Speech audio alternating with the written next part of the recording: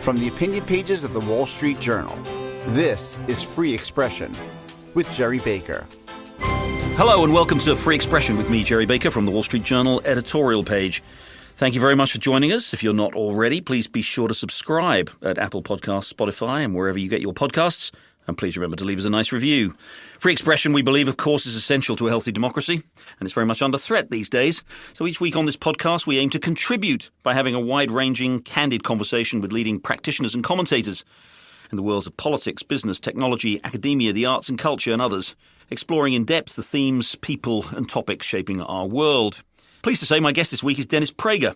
Dennis is a leading conservative commentator, writer, and radio talk show host with the widely followed Dennis Prager Show, which has been nationally syndicated across America for more than 2 decades.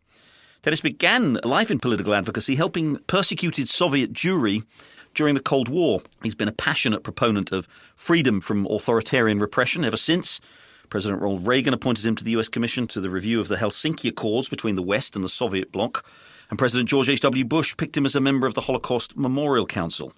Throughout his long career, he's been an outspoken critic of the march of progressive ideology through America's cultural and political institutions and others, and a defender of the religious, moral, political values on which America was founded. He founded himself PragerU, which seeks, through short instructive videos, to convey conservative ideas and values to a wider audience. He's written numerous books on politics, culture, and life lessons, the latest of which is the 10 Commandments, still the best moral code. And Dennis Prager joins me now. Dennis, thank you very much indeed for being here. I wish my mother were alive to have heard that. That's the old line about I wish my parents were around. My mother would have loved it and my father would have believed it. Exactly, yes. Thank you very much indeed. And I want to get into all of these topics which you discuss, which we on the editorial page of the Wall Street Journal address too. But let's start, if we may, since you have been very much at the forefront of this contention in American politics and culture for 50 years at least, and it's intensified in the last 20 years. People talk a lot about polarization, and they talk a lot about the mutual hostility that exists now between Americans. And when you listen to it, when you listen to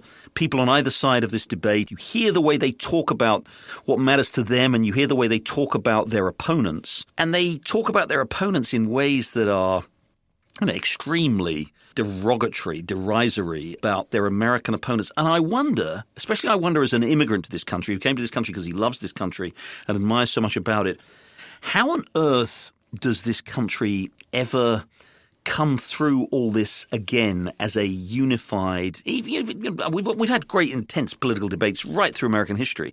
But right now, it does seem a particular moment of intense partisan hostility. How do we come through this, Dennis, as a unified country, as a unified political entity? I think the only honest answer is that one side has to prevail and make its arguments so powerful or suppress the other so effectively that there is a unity in either bad ideas or a unity in good ideas. That is the reason for the editorial page of the Wall Street Journal. It's the reason for PragerU. It's the reason for talk radio. We are trying to win the public debate. What is unique is not that.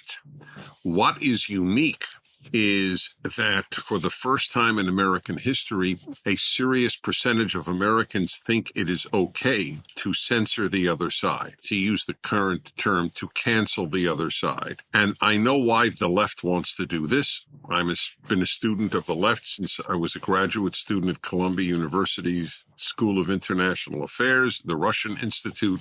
I read Pravda every day, the Soviet communist newspaper, in order to study the left. There is no example in history of the left not suppressing speech. And they do it because they cannot win arguments. They can only win by suppression. And that is what we are seeing now with Facebook, YouTube, Instagram, Google, etc. Wherever possible, and certainly at the universities, they censor the other voices. If we were allowed free expression, we could unify a great many Americans around the great ideas that made America. And I call it the American Trinity, the 3 ideas found on every coin: liberty, E pluribus unum, in God we trust. There is no other country in history that had those three as its mottos, and that's what we're fighting for, and that's what they're fighting against. You put that very, very well. And it's interesting you pick those three values, those three concepts in particular, because I want to talk again about a lot of these in detail. But let's start with that. Part of the challenge, I think, is liberty is clearly under threat in all kinds of ways, exactly as you've described, the degree of censorship, the degree of control that particularly left-dominated authorities want to exercise. E pluribus unum, the idea of out of many one. Again, this is not a country right now where that seems like an accepted principle. People want to win at all costs, right? It doesn't matter. They don't accept really almost that the other side has any rights. And in God we trust. I mean, many, many Americans have abandoned traditional religion. Well, let me put it this way. For a democracy to work, and the founding fathers were very conscious of this because they were exploring and they were creating a republic, not a democracy. For a constitutional republic to work, along democratic principles, there has to be the consent of the minority. It has to be the consent that the minority, when you lose an election, the ideas that you believe in, the policies, the principles that you favor, don't manage to win, whether they don't manage to win an election or they don't manage to get validated by a court decision. You have to accept the other side. You lose an election, you accept that the other side won, and we move on and we try and refight the next election and win that one. Again, on both sides now, there isn't that willingness to accept defeat. That people talked in 2016, I remember very vividly on the right, about the Flight 93 election, that if we lost this election in 2016, we were going to lose our country. And so it sort of raised the stakes to a level that I think people would never talk about in the past. Do you think that's where we are now, where on both sides, people want what they want so much that they just think that it's actually the niceties of democracy and of the rule of law and all of the things that we've stood by in procedure, they're just gone, and we just have to fight now for what we want? This is a very tough question for me personally. So it may be emotionally difficult, but it is not in any other way difficult for me, a conservative, to acknowledge when a Democrat wins. They win, they win. But as much as I would like to believe that there is no possible way in which there was cheating in the last election, and I have, by the way, for the record, I almost never talk about it. It is not dominant in my thinking. I was not present on January 6th. I also think that January 6th is being used the way the Germans used the Reichstag fire, frankly. But I don't know if there is an equilibrium. It is one thing to believe the other side cheated. It is another thing to believe that I cannot accept the results because they're not the results I wanted. Those are not the same things. It is very possible that for the first time in American history, an incumbent president won more votes than he did in the first election and lost. That's possible. But whenever there are firsts, anomalies, it's like my belief, because I just finished my third volume of my Bible commentary, Deuteronomy, and I'm very steeped in this stuff. I have never once argued that God's existence is provable. I show the likelihood. And so it's not a perfect analogy by any means, but we work in much of life on likelihoods. So I have no proof that Donald Trump won the last election, and I have never claimed that he did, not once. But it is wrong to dismiss as conspiratorial, anti-democratic, etc., to harbor doubts. As I have pointed out frequently, every Democrat I know, and that is important because I always make a distinction between leftists and liberals. But both liberals and leftists believed that Donald Trump is a fascist, Nazi-loving racist. And if you believe that, give me one moral argument why you would not cheat if you could. I would. If I could prevent a Nazi from taking over America, I would cheat. I think you're morally obligated to. So if they're morally obligated to, and there were all these anomalies, it's just not right to say everyone who thinks the last election, anyone who questions it, is a crackpot or a fanatic or a QAnon or so on. Thank you. I do want to press you on that, because the flip side of what you've just said about, believing, if Democrats, if progressives really believe what they said about Donald Trump, then why wouldn't they cheat? I think there's something to that. Flip side of that also is, we were told by the media, by Democrats, by impeachment committees for 3 years. They said he was illegitimate. They said he colluded with Russia. They said he was guilty of, essentially something close to treason. And we learned that just wasn't true. We don't have to defend everything Donald Trump did, and he did some very strange things, we can all say. But the efforts that they made to try and prove that he had committed collusion with Russia came to nothing. Then it's a question of trust, isn't it, Dennis, that people who supported Donald Trump and who had to put up with that for 3 years then come along and then they have an election. And by the way, they see all kinds of things going on in that election, changes to the voting procedures and everything else. The trust has gone, hasn't it? So when Democrats or the government or the media tell those people, don't worry, the election result was fine, Donald Trump lost and everything was above board and everything, I do understand, and by the way, I'm going to get onto this, I'm not in any way going to defend what happened on January the 6th. I think what happened on January the 6th was a disgrace. My broader point is that the trust that is absolutely essential when you're trying to say to one side, look, you lost, you're out of power, that trust has been eroded, and it's not all Donald Trump's fault. It's not all Donald Trump supporters' fault. In fact, a lot of the reason for the decline in trust is the way in which the media and the establishment has behaved. Isn't that true? I say it all the time. I know the left as well as I know my family. Not all, but it's the only thing that I have, other than the Bible, that I have studied virtually every day of my life. It's why I learned Russian in order to read Pravda. I went to communist countries regularly. My first article published was in National Review when I was 23 years old, and I went to Poland, and when it was still communist. It's just a fact of life that truth is not a left-wing value. It is a liberal value. It is a conservative value. It is not a left-wing value. Equity is a left-wing value. Social justice, the way they define it, is a left-wing value. Progressive ideas are a left-wing value. All black dorms is a left-wing value. I mean, it's endless. But truth is not. So when you speak of a breakdown in trust, you are entirely right, because the left has taken over so many institutions. 51 heads of American intelligence agencies signed a statement a month before the 2020 election saying that the Hunter Biden laptop was Russian disinformation. I so loved our institutions that when I was at the School of International Affairs, and I'm sure that somewhere in CIA files, I applied to the CIA. When you said CIA or FBI to me, there was this immediate sense of, whoa, these are special people. Now, I think they are as corrupt at the leadership of all of these institutions, including the American Medical Association, as they are in any third world country. I trust nothing in my beloved country any longer that is institutional. And I have a reason not to in every single case. The American Medical Association announced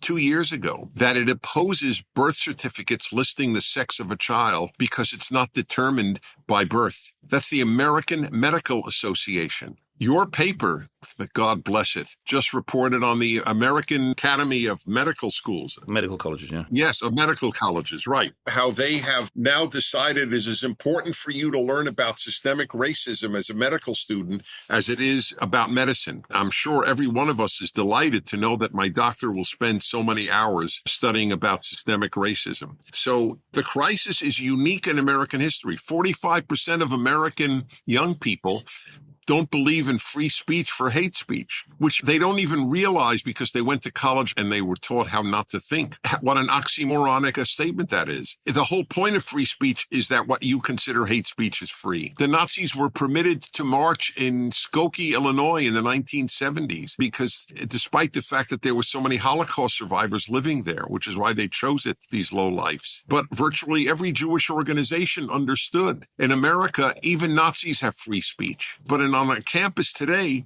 a liberal doesn't have free speech. What's happened, Dennis? I find myself having this conversation with a lot of people, including on this podcast. Again, you're a student of the Cold War. To some extent, it seems to me that a lot of what's happened in the last 20 years has been a kind of continuation of the essential conflict of the Cold War in a different context. During the Cold War, we fought between essentially Marxism, if you like, and liberal democracy, for want of a better way of describing it, freedom on the other side. And Marxism was back then was primarily at least economic in its kind of concept. And we won that war comprehensively. I mean, not only did we win it in terms of the military and political superiority, but because of the moral superiority of what we stood for, freedom and those values. But it does seem to me that what we're seeing now is, say, kind of a continuation of that Cold War. The Marxist concept, the Marxist structure, the Marxist interpretation has moved into this new idea now that somehow that there's still a continuing system of oppression in which the oppressor class is kind of like privileged white males, cisgendered males, whatever the terminology is, and minorities and women is sort of everybody else. And I wonder what you think of that, whether you think it is, in a sense, just this same,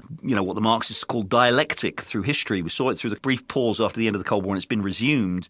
with the kind of much more kind of worrying implication that they do seem to have got much more of a foothold in the United States than they ever did during the Cold War. That's exactly right. The human being is not capable of being irreligious. It's not built into the human being. So when you get rid of, in the West, the traditional Judeo-Christian religions, Judaism, Catholicism, Protestantism, Mormonism, and all the various offshoots, something will have to fill its place. So we now have all these secular religions, environmentalism and feminism, Marxism, humanism, you name the ism, and it is a substitute for Christianity largely, because that's the dominant religion in the West. And people hold it with the same fervor that believing Christians and Jews hold the respective religions. The battle, which I am convinced is overwhelmingly traceable to secularism. The secular conservative has made a terrible mistake, thinking that conservative American values, traditional American values, can prevail without God and the Bible. I don't care if a conservative is an atheist personally. It's of no interest to me. I know atheists who are as committed to the sustaining of Judeo-Christian values as I am. And I know people who believe in God who have contempt for traditional Judeo-Christian values. I wrote a column recently on that very subject. The Church of the Covenant in Boston, one of the most beautiful churches in the country, has a gigantic banner hanging on the front of its church.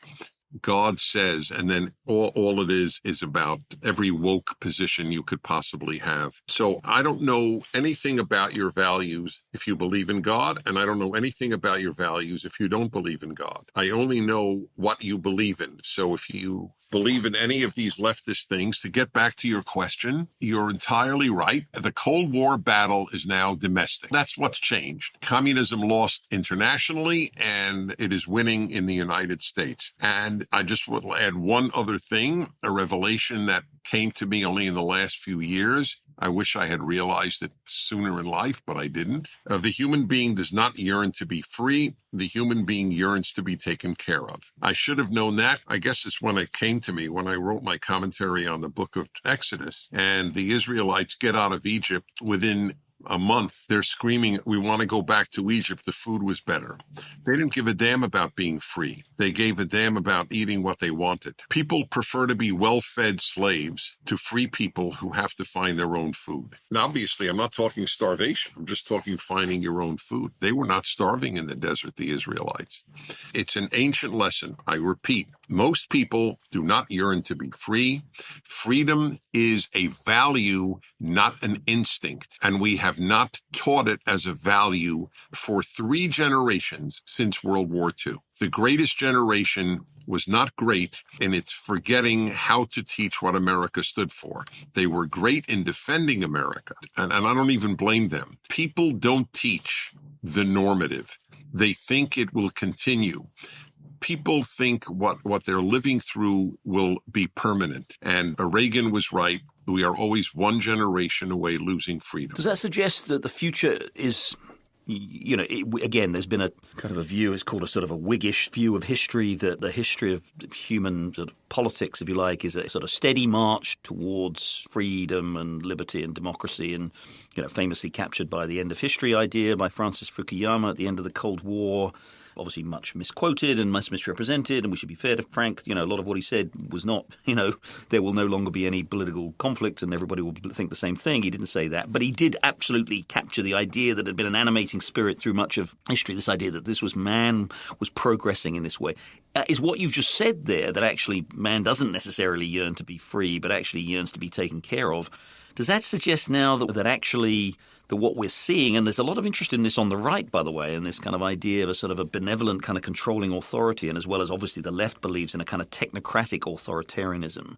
Does that mean, do you think, that actually, how do we, those of us who believe in liberty and believe it as a value, how do we challenge that idea that actually, well, I'm not all that concerned about liberty as long as you can give me food to eat and shelter to live in and security to live amongst? That is what we used to call the $64,000 question. I can tell you how PragerU does it and how I do it, and we do it very, very successfully. We have 1 billion views a year, and most of the viewers are under 35. That is why they fear allowing us free speech. When I speak at college campuses, I often will say, I'm very glad I'm here because I can undo your 4 years of education in an hour and a half. And I can. And they know that. Why do they fear conservatives coming to campuses? When Ben Shapiro went to Berkeley, why did they spend $600,000 on security, which is unbelievable? They're so afraid. Correctly, the left lives in an intellectual balloon. One pinprick, it bursts. And that's why it is so critical not to allow us to say whatever we believe, whether it's on COVID and lockdowns. I said that the lockdowns were the greatest historical mistake ever made. I distinguished it from evil. I said mistake. Turns out to have done evil, but I still call it a mistake, and proven, among other things, by Sweden and by the damage done to children with closed schools for nearly 2 years. But anyone who said it was declared a purveyor of misinformation, and doctors who believed in hydroxychloroquine and zinc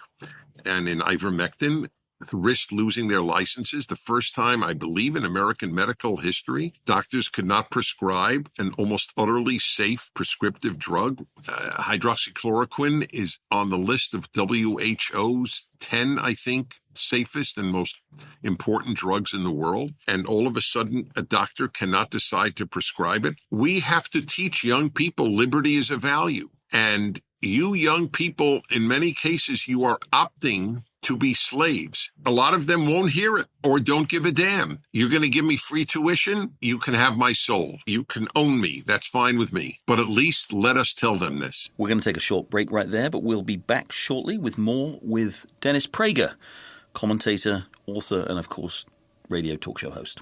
Stay with us. I'm back with Dennis Prager, commentator, author, and radio talk show host.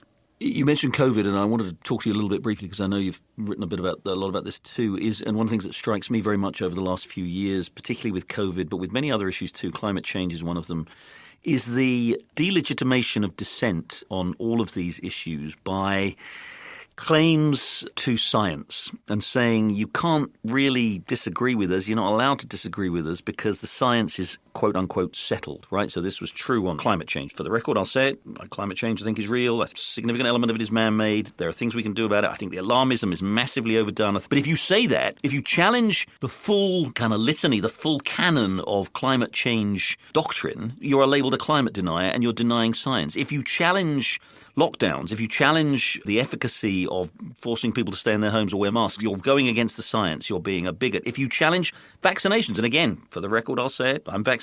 I think the vaccines have been proven on the whole to be effective against severe illness. But I also understand there are people who have legitimate concerns about the vaccinations. But if you voice those concerns, you're not challenged for having a conflicting opinion, a dissenting opinion. You're denounced for being anti-science. And it does seem to me that the authoritarian left, they use that now. They claim science. And unfortunately, too many people in the science community seem to be way too willing to subscribe to this and to endorse this view. The human being is flawed. This is a big issue of mine, that the second most important question in life is human nature good. The first most important question is, does God exist? Second is, are human beings basically good? If you believe people are basically good, then you don't fight your nature, and then the battle for a good world is lost. One of the normative characteristics of human nature is cowardice. The vast majority of humans are born cowards. You have to learn to be brave. Most people do not learn to be brave. Courage is the rarest of the good traits. There are many kind people, many nice people, many honest people. There are very few courageous people. So the average person in medicine is a coward. The average person in law, the average politician, the average journalist. There is no profession, perhaps the most cowardly profession is college presidents, but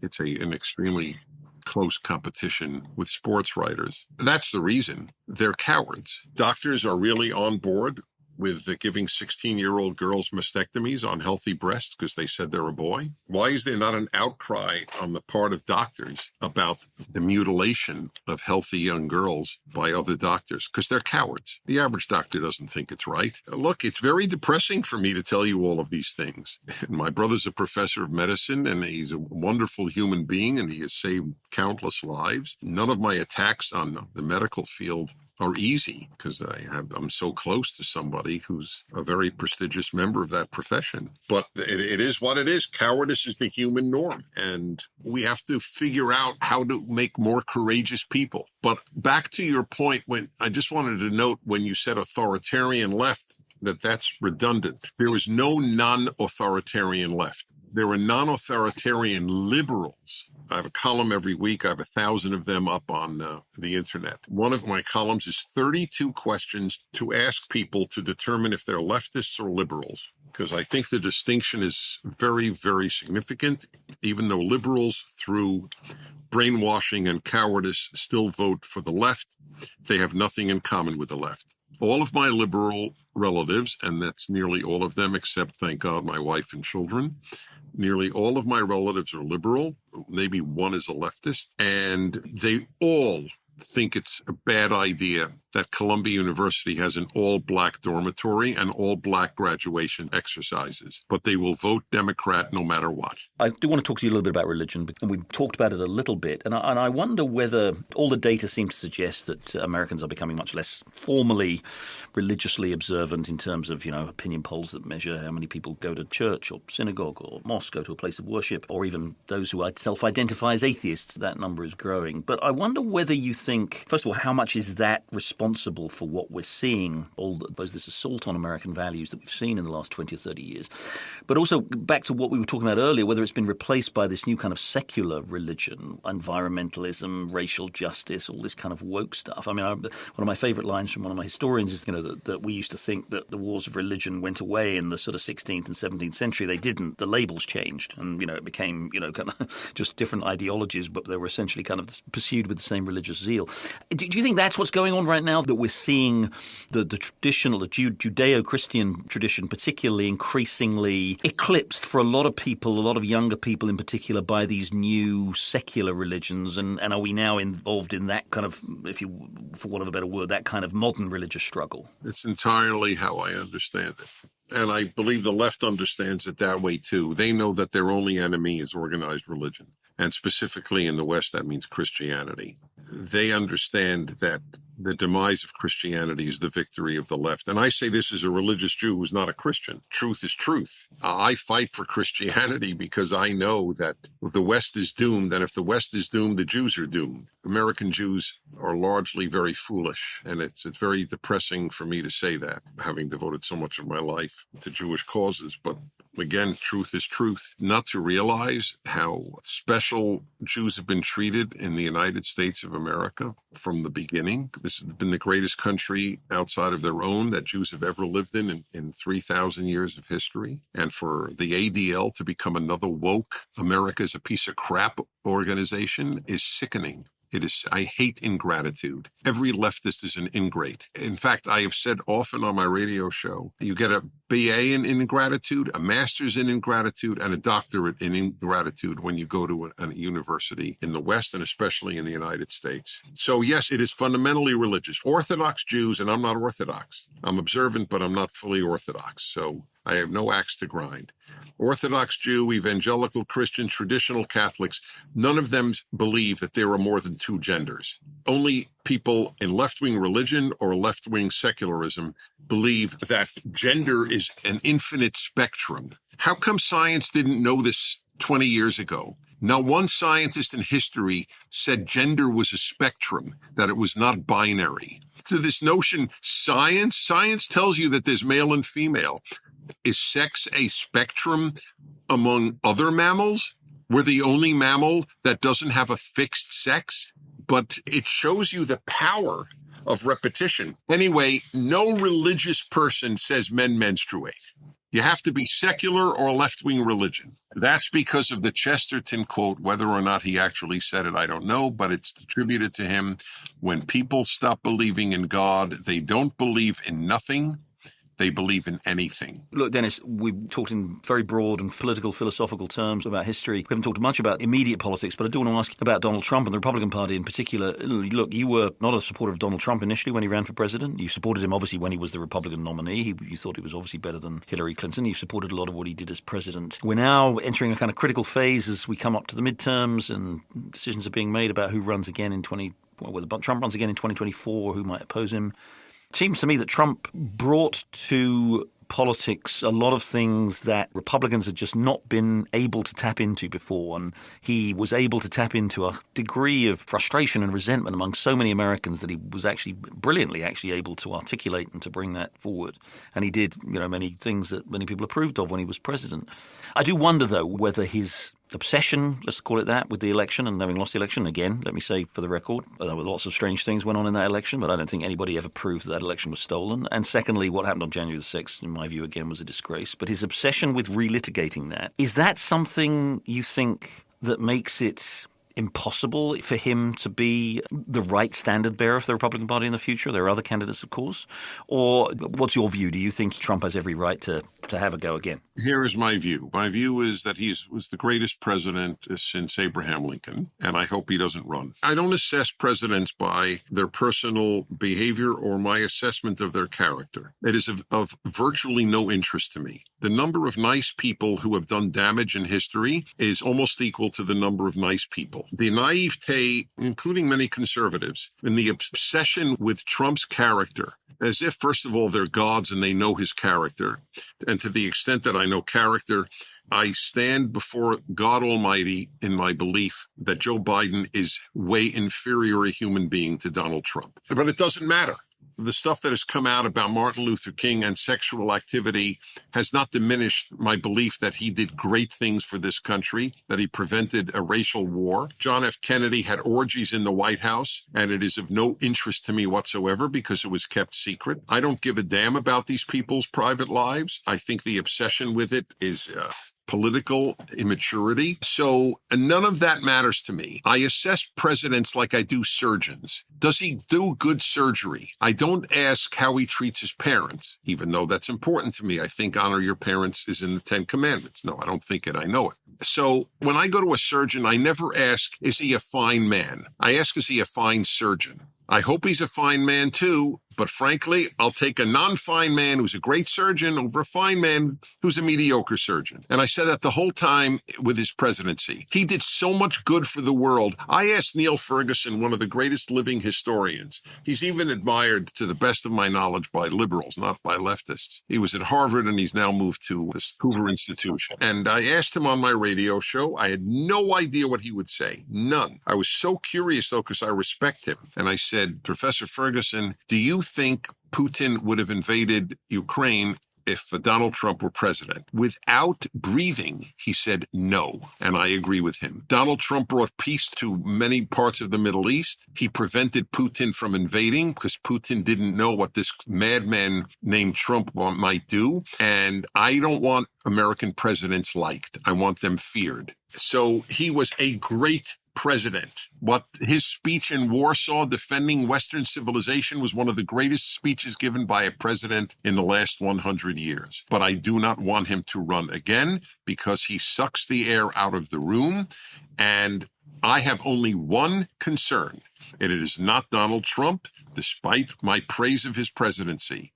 It is defeating the left. And I don't think that he can defeat the left as perhaps another Republican nominee could.